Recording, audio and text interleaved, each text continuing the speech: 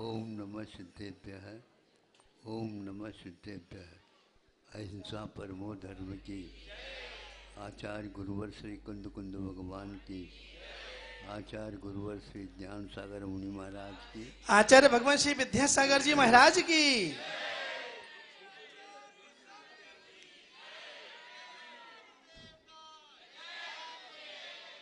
आज श्रुत पंचमी के दिन जो यहाँ पर आचार्य श्री के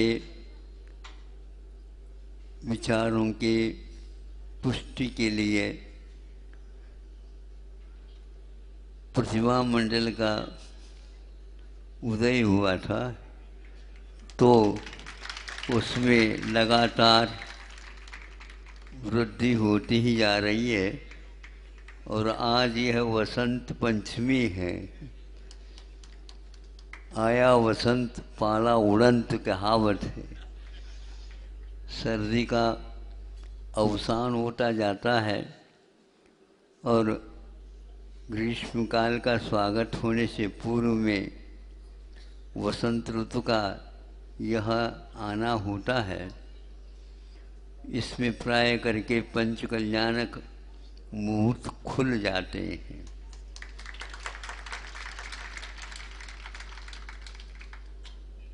गुरु जी का हमेशा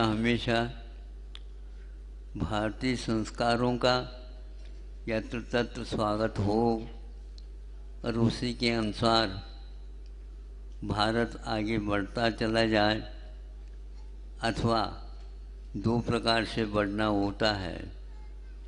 कभी कभी आगे बढ़ने की अपेक्षा से सेना को पीछे की ओर बढ़ना भी सिखाया जाता है। ऐसा इसलिए आवश्यक होता है कि सामने वाला व्यक्ति समझ सके नहीं, क्योंकि विदेश में हमेशा भविष्य के ही गीत गाए जाते हैं और उन्नति उसी को मानते हैं। नहीं, अतीत के अनुसार भविष्य का भी निर्माण होना चाहिए। अकेला भविष्य हमारे लिए क्या उजाला दे सकता, कभी भी नहीं। तो इसका प्रारंभ भी यहीं पर हुआ था और होता ही जा रहा है और उसका फैलाव भी इतना हो रहा है। ये तो गुरु जी को समझना है, हमें कुछ समझना नहीं है। अभी क्या आवश्यकता है और वो योगदान उनका, संकेत उनके, ये सारा उनका सारा का सारा उन्हीं का है। हम मात्र एक उसका अनुकरण करें, अनुसरण करें और उनके संकेत के अनुसार ही अपने कदम भले ही धीमी गति से हो किंतु मजबूती के साथ हो। आज भारतीय शिक्षा और चिकित्सा के विषय में काफ़ी ऊहापोह हो रहा है और काफ़ी लोगों का ध्यान इस ओर आ रहा है। ज्ञान तो आता था लेकिन ध्यान आ रहा है और वह अन्यत्र कहीं भी ध्यान मिलता नहीं है। उस ध्यान के लिए ज्ञान को संयत बनाना अनिवार्य होता है। हम ज्ञान को यदि संयत नहीं बनाते तो हमारा ध्यान, हमारा लक्ष्य, हमारे जो इरादे हैं वो कभी भी पूर्ण नहीं हो पाएंगे। ध्यान से आप पढ़ें, ध्यान से आप सुने, तो फिर पुस्तकों की कोई आवश्यकता नहीं है। अभी आप लोग कहते हैं ना, अब हमें रास्ते की ज़रूरत नहीं है। हमने कहा रास्ता तो बहुत, जितने भी प्रशासन शासन आ रहे हैं वो बहुत ध्यान दे रहे हैं। काय के लिए? रास्ता बनाते जाओ, रास्ता बनाते जाओ। रास्ता तो बनाते जा रहे हैं लेकिन रास्ते पर चलने वाले के लिए कोई चिन्ह नहीं मिलता है, तो प्रश्न चिन्ह खड़ा हो जाता है। आज जितनी भी पढ़ाई है उन पढ़ाई के ऊपर प्रश्न चिन्ह लगते चले जा रहे हैं। ऐसे अवस्था में हमें ज्ञान से महत्वपूर्ण ध्यान की ओर देना है। ध्यान वह है जो उस दर्पण में पूरा का पूरा हमें जो ज्ञेय है और वो ध्येय है। ज्ञेय का अर्थ जानने योग्य होता है। जो जानने योग्य होता वो पाने योग्य होता, ऐसा नहीं होता। लेकिन जो ध्येय होते हैं वो पाने योग्य भी होते हैं और ज्ञेय भी होते हैं।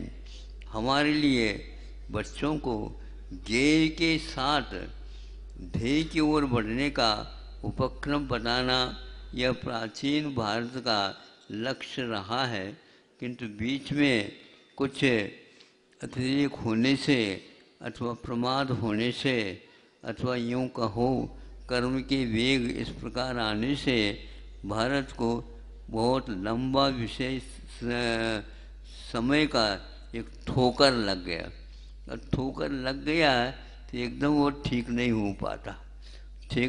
ठोकर को ठीक करने के लिए वो भीतर से उसको सेक अधिक देना पड़ता है, उसको गर्म करना पड़ता है।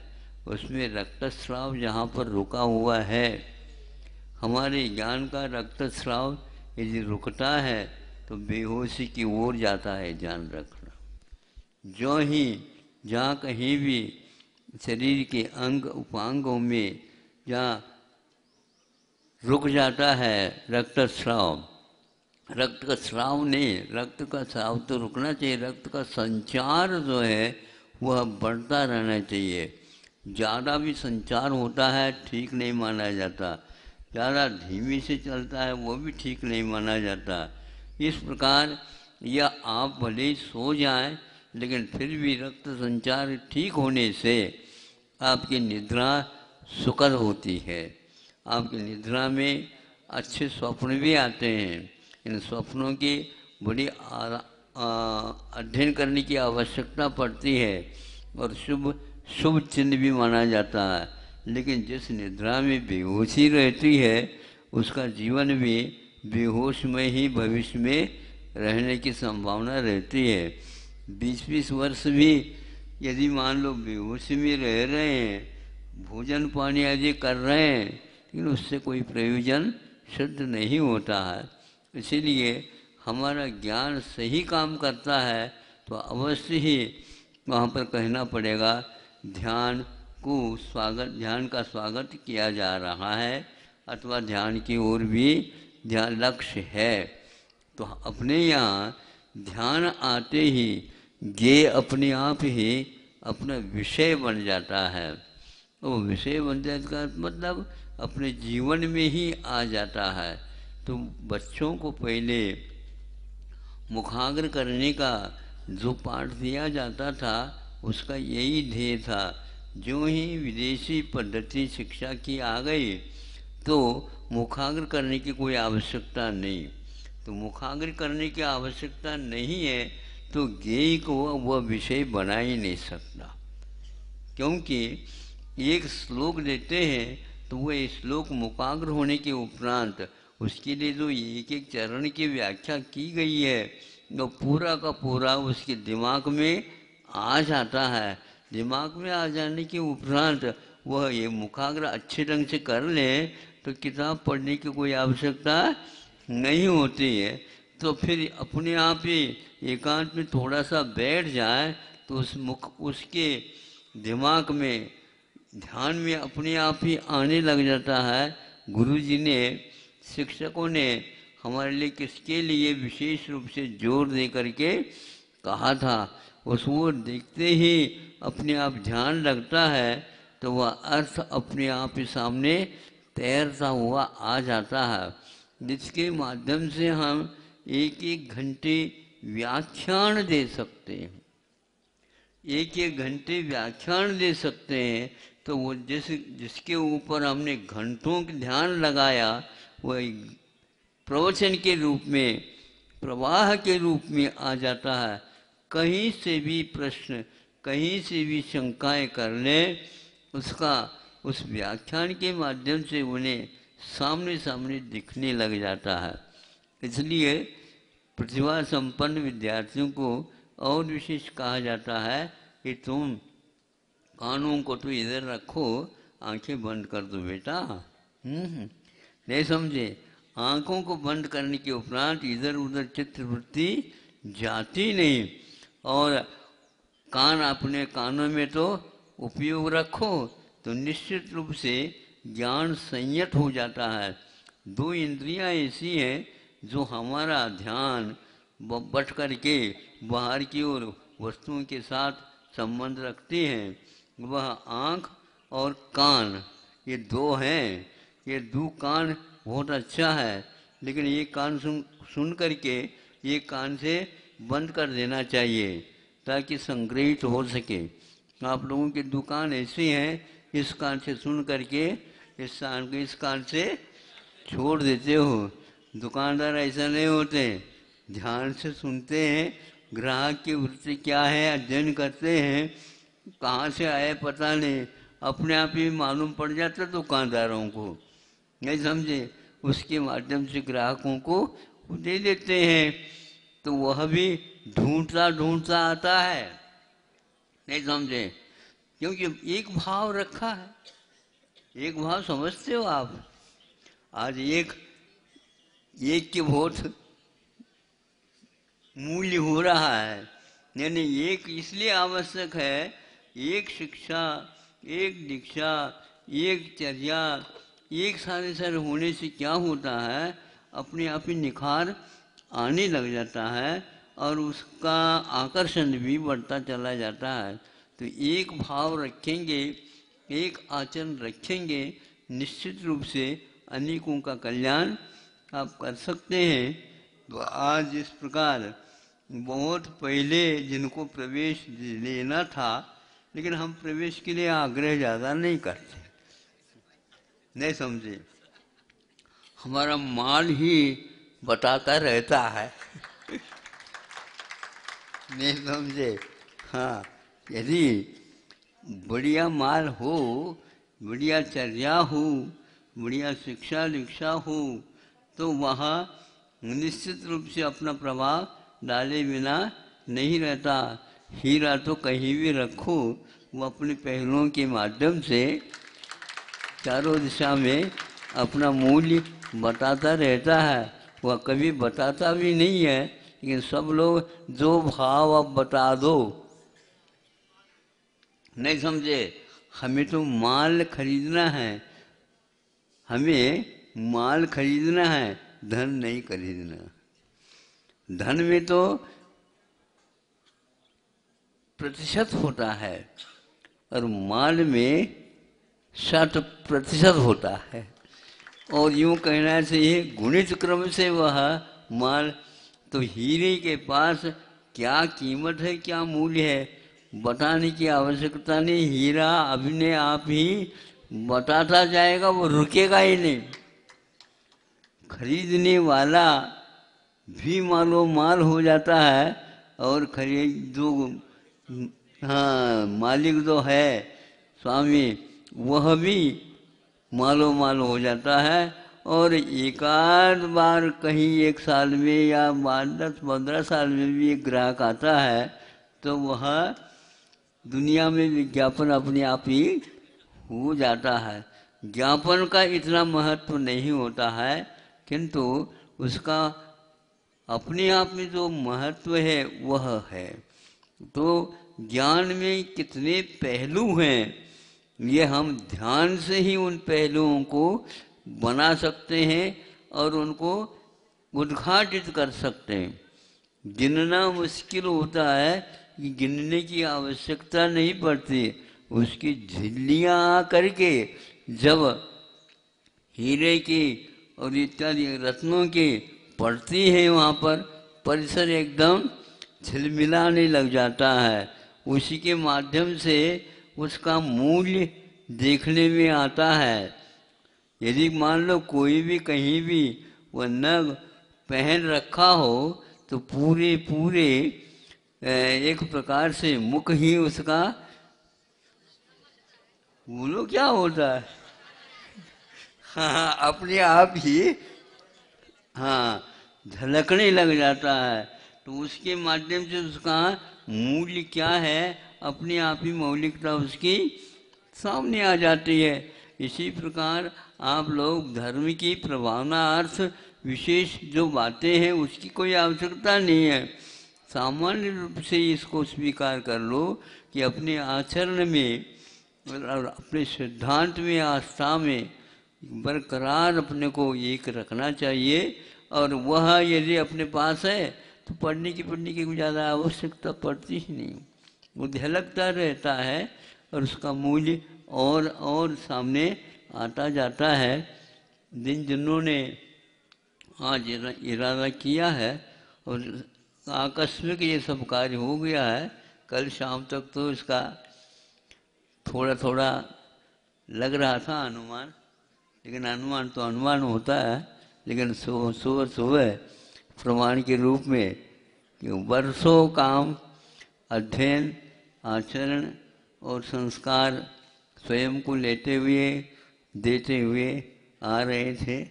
अब क्योंकि कभी कभी पहनाव में अंतर आने से भी के महत्व अपने आप में बढ़ जाता है, लेकिन विदेशी पहनाव में और इस पहनाव में बहुत अंतर है।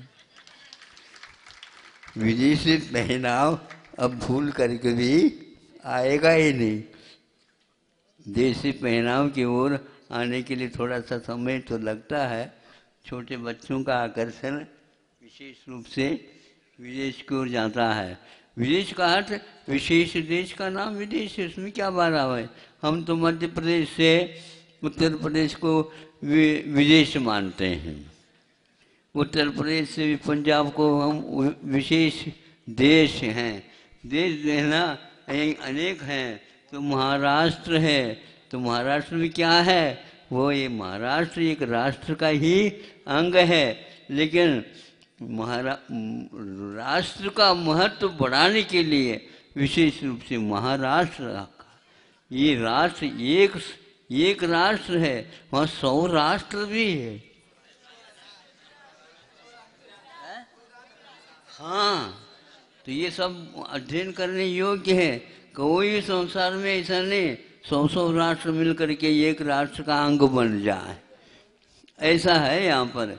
इसलिए भारत के कोने कोने में जो संस्कारों के रोपण हुए हैं और आगे वह फसल खड़ी होगी, इसके बारे में ज़्यादा बताने की आवश्यकता नहीं।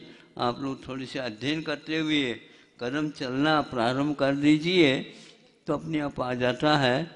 अब जिस उद्देश्य को लेकर के उन्होंने प्रतिमा मंडल में प्रवेश किया है, उनका लक्ष्य अच्छा हो, पूर्ण हो और आगे उनसे और भी व्यक्ति तैयार हो जाए। यहाँ पर अकेले नहीं हम भर्ती करते हैं, पहले वे संकल्प उनका है क्या नहीं पूछताछ करते हैं। जैसे ही हमने प्रवेश किया उसी प्रकार और भी व्यक्ति प्रवेश आते रहेंगे। वो तो हाँ, कहीं सेल्स में अच्छा खड़ा हो जाता है ना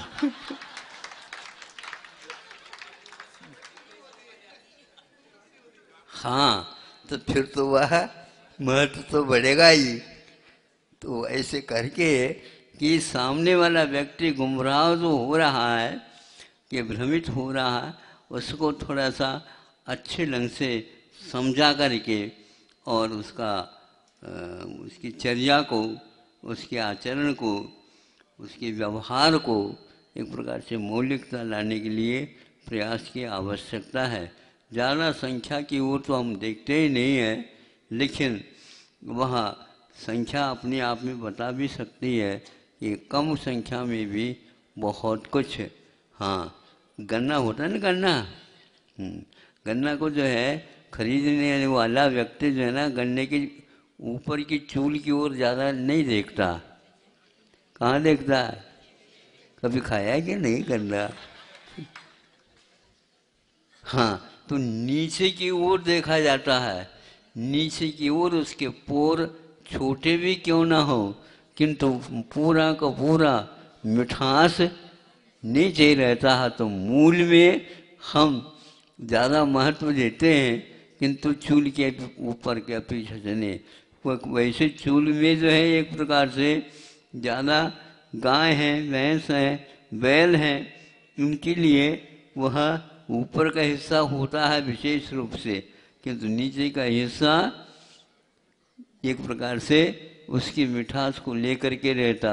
कि हमारे चर्या में यही होना चाहिए कि हम मूल तक, सिद्धांत तक पहुँचें और उस सिद्धांत की जो मिठास है वह सब जगह वितरित हो।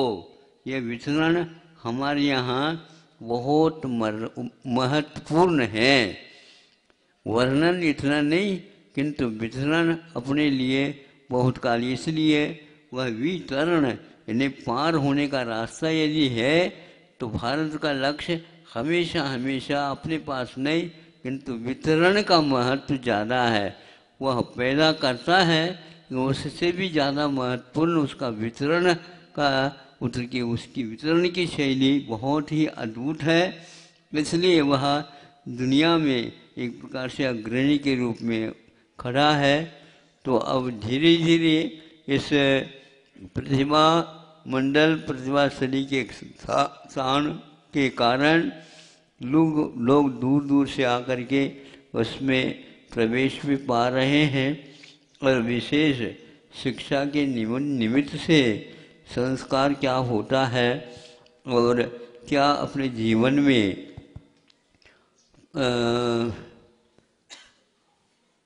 अपने को प्राप्त करना है, उपलब्धि करना है, इसके संस्कार ये विशेष रूप से सदस्य लोग पढ़ा रहे हैं।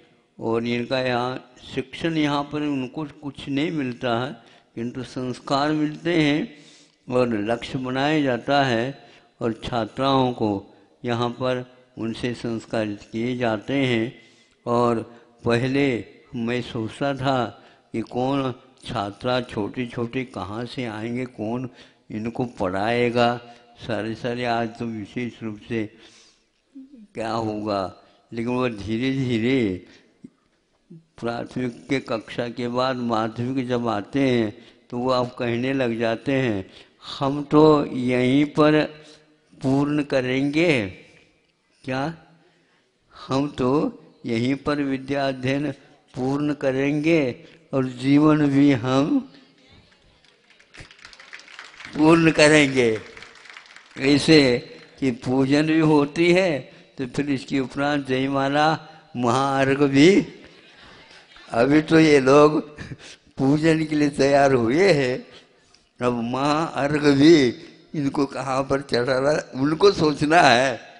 कभी कभी पूजन से जयमाला लंबी चौड़ी होती है, नहीं समझे, और उसमें सब सार भरा हुआ रहता।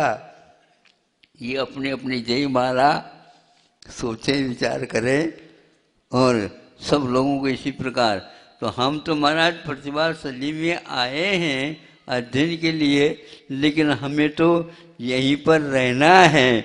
आज ही हम बता देना चाहते हैं। एक छात्रा आई थी, महाराज हम तो ऐसे छात्रा नहीं हैं कि हम आकर के चले जाएं, आप याद रखिए हमें।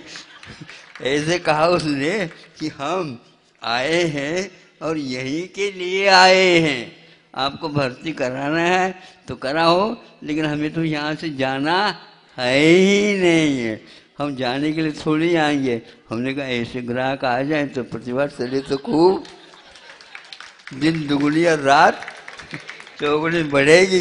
हमारा कोई भी विशेष श्रम अपेक्षित नहीं है, हम तो बैठे बैठे आशीर्वाद देते रहते। ये लोग कहते हैं आप ये सब कर रहे हैं, हाँ वो कह देते हम भी।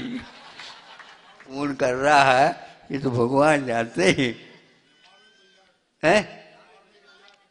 हमें यही से प्रारंभ हुआ है, प्रतिभास्थली का उदय यहीं से हुआ है। गुरु जी का वह पुण्य तिथि थी और श्रुत पंचमी भी आई थी, और आज भी भर्तीकरण हो रहे हैं। अब इतना ध्यान में रखना है कि जो व्यक्ति घर में एक एक दो दो व्यक्ति के रूप में रहते थे, अब यहाँ पर माँ संबंध रहे हैं। तो मिल करके रहना ये भी बहुत कठिन होता है। लेकिन कठिन कुछ नहीं है, पता ही नहीं लगता है। सारे के सारे दिन कैसे, वर्ष कैसे व्यतीत हुए कोई पता नहीं है। लोग आकर कहते हैं यहाँ पर कौन सा जादू है, तो न जादू है न टोना है, नहीं समझे। किंतु यहाँ की टोन और यहाँ पर यहाँ की रहने शैली, उसी में ये सब कुछ है। इसको आपको देखना है। जितना कहूँ उतना कम है, इसलिए आज तो इतना ही कह देते हैं। अहिंसा परमो धर्म की। आचार्य